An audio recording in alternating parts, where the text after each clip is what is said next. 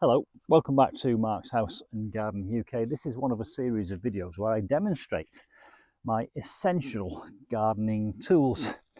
And this is a small grubbing hoe. And the idea here, of course, is that you might see fit to clicking through to my Amazon storefront and buying one of my essential gardening tools.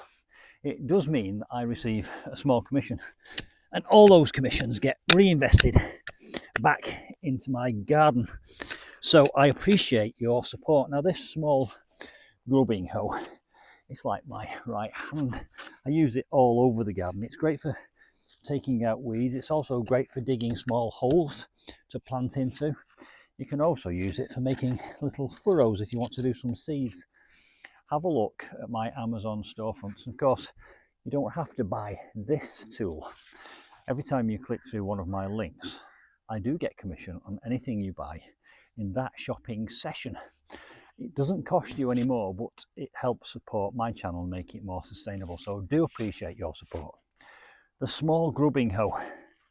I'll see you soon for some more garden tool adventures. Bye for now.